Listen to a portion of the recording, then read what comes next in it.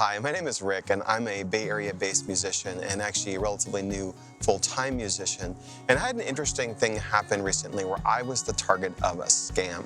And I thought that it would be worth putting something a little different on the channel, kind of as a PSA to let people know what happened to me. So hopefully if anyone sees this, they're less likely to get kind of caught by the same thing. The happy ending in the story is I didn't lose any money. I did lose a little bit of face. It was a little embarrassing. And hopefully this video lets you profit from my, my misfortunes in a sense. But basically the story starts about 2 weeks ago, where I got a request to my Instagram feed from someone who claimed they were looking for a guitarist to record on a track for them for an advertisement.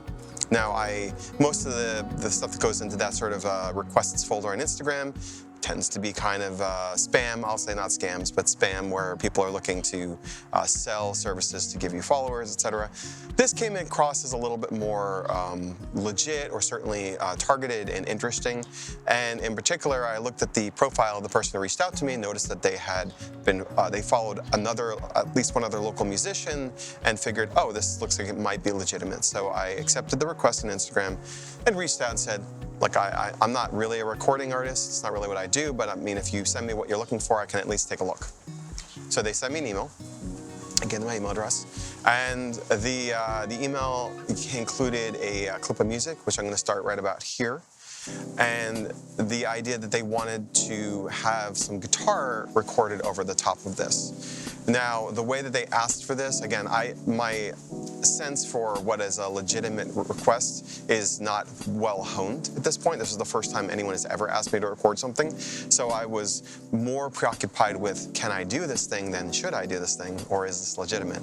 But what signals I did have, because I used to work in information security, nothing too drastic set off alarm bells in terms of the nature of the request. They said that they were going to pay $300 for this, which seemed, from what I understood of the size of the job, a pretty reasonable amount of money.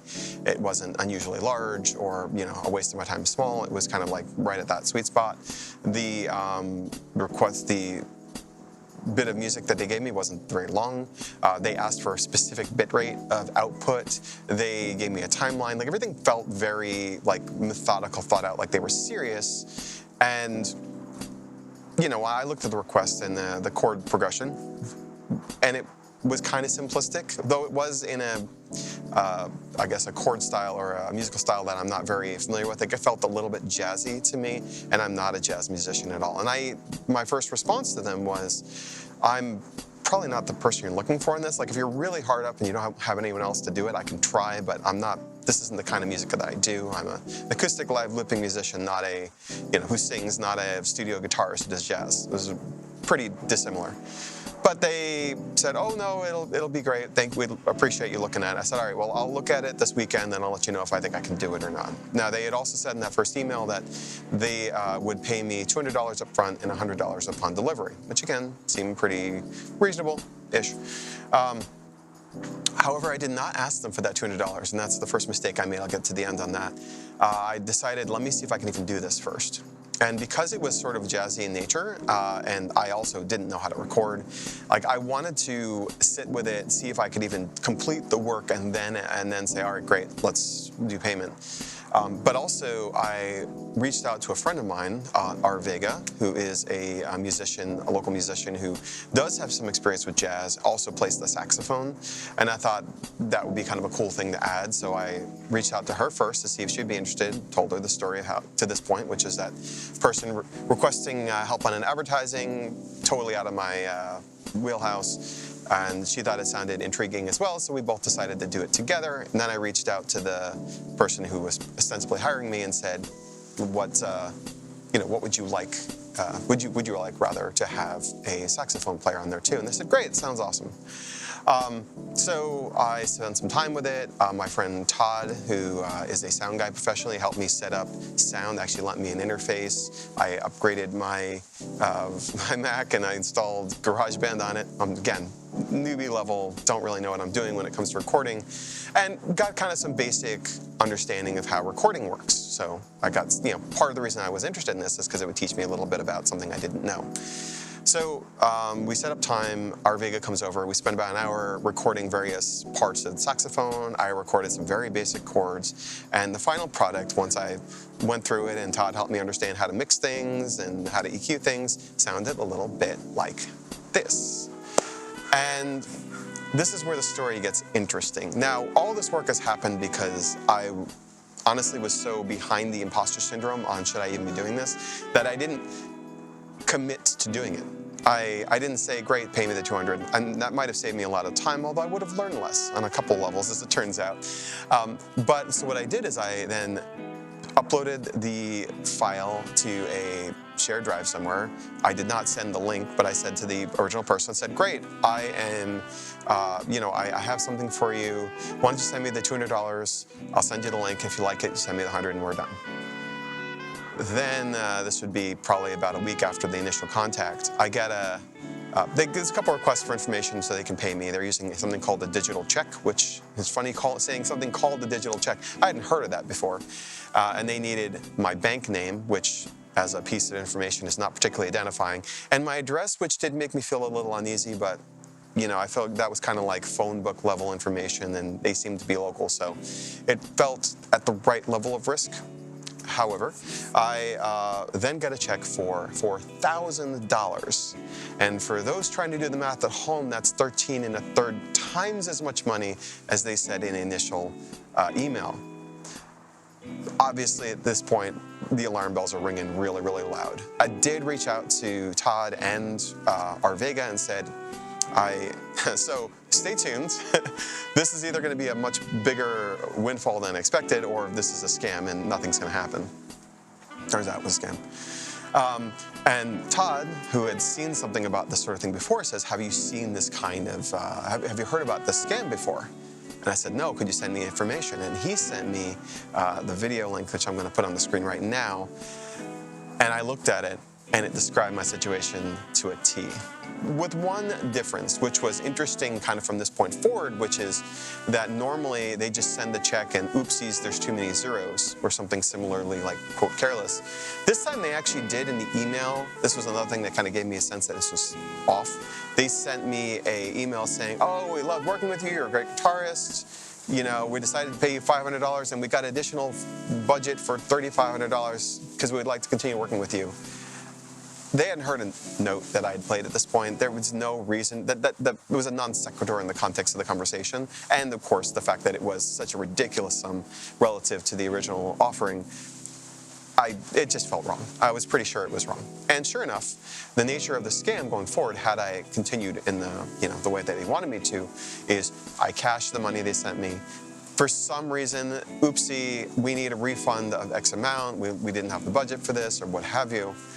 And so I ended up instead insisting. Oh, sorry. And at that point, then they would ask you to send the money. Now, the money they send to your account will never clear. It will go into pending, and a lot of bank UIs would show that as money in your account, even though it's not there yet. And that's important for the scam.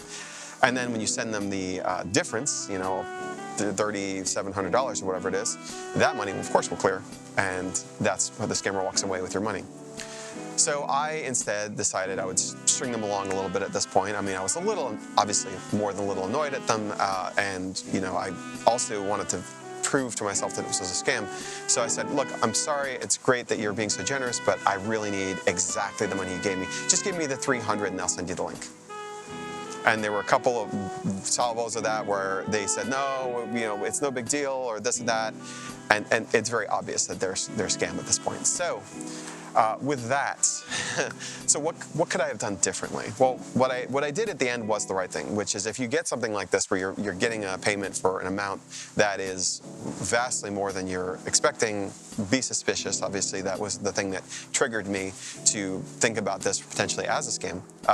The other thing is, again, for someone like my position, I was uniquely vulnerable because when they asked for this thing, even though it's not a very complex chord, it's complex in the jazz sense, but it's very simplistic, and C major 7, D major 7, E major 7 on repeat, and with nothing else there.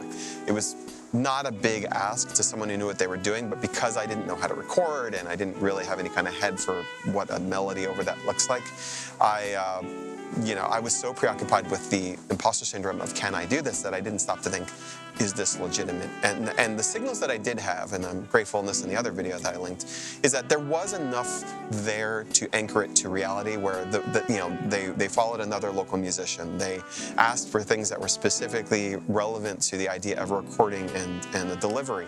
They gave me a timeline that said reasonable. The original asking price was reasonable. There was a lot of things that kind of smelled right until it didn't. But the other thing I will say is that the emails that came to me they were in a kind of broken English that was very hard to parse, where the details were lost in translation at a certain point. And this is common among various kinds of scam, although I've never seen this kind of scam before specifically. And so that was another thing that obviously, I know people who speak all kinds of languages and whose English is at various levels of proficiency, let's say.